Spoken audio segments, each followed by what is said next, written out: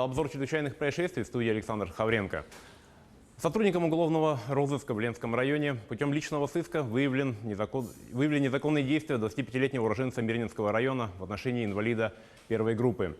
В поле зрения оперативника попал неоднократно судимый молодой мужчина, который в период поступления социальных выплат в районе стал расплачиваться в магазинах за покупку спиртного неизвестной банковской картой. Также к полицейским поступила информация, что мужчина пытается продать телевизор.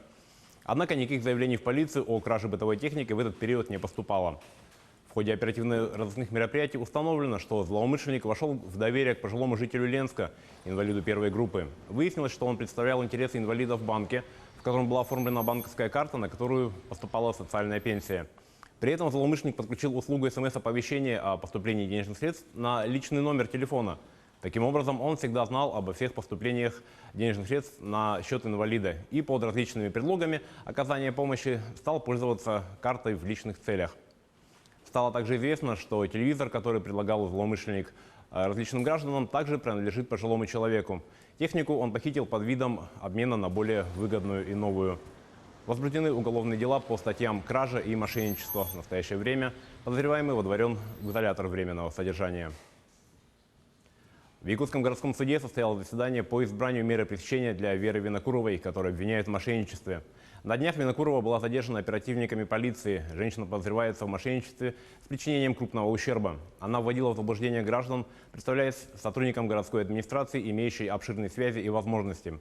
Потерпевшим она предлагала приобрести земельные участки и квартиры по очень выгодным ценам. Всего в правоохранительные органы поступило 17 заявлений. На данный момент 8 человек признаны пострадавшими. Однако у следствия есть основания полагать, что от действий мошенницы могло пострадать более 130 человек. По результатам слушания дела для Винокуровой избрана мера пресечения в виде 28 суток ареста.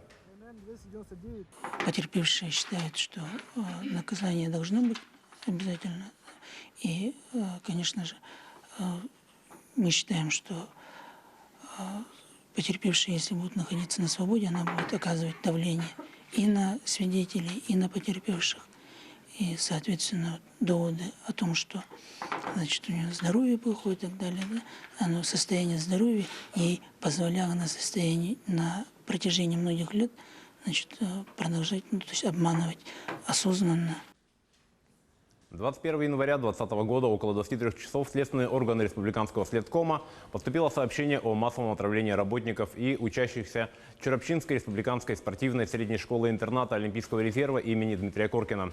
В этот день в районную больницу обратились 22 человека, 19 несовершеннолетних в возрасте от 8 до 17 лет и 2 взрослых. По предварительным данным, общее количество отравившихся составило 24 человека, из которых 21 госпитализирован. В их числе 19 несовершеннолетних. Как сообщили пострадавшие, все они перед обращением за медицинской помощью в столовой школы-интерната употребляли в пищу консервированную рыбную продукцию.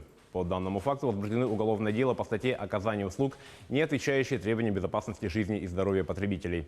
В ходе предварительного расследования установлено, что причиной недомогания стал консервированный продукт, закупленный в магазине, расположенном в поселке Нижний Бестях Мегано-Конклавского района. Расследование продолжается.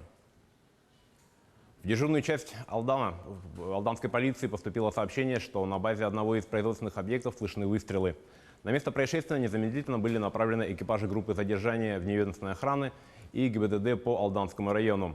Прибыв по указанному адресу, полицейские обнаружили сторожа, который пояснил, что несколькими минутами ранее владелец объекта угрожал ему расправой с применением оружия. Росгвардейцами подозреваемый 25-летний владелец данной базы вскоре был задержан и доставлен в дежурную часть полиции.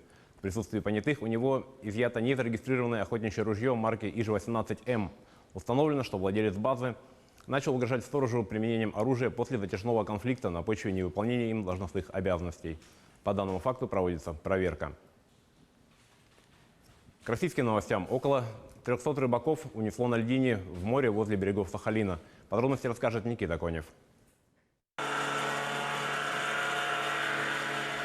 Порядка 300 человек оказались заблокированы на оторвавшейся льдине в районе мыса Свободный в заливе Мордвинова на юге Сахалина. Жители решили порыбачить, однако лед треснул и людей отнесло на 300 метров в море. К месту незамедлительно выдвинулись спасатели. В операции использовали 14 единиц техники, в их числе лодки, снегоходы и судно на воздушной подушке.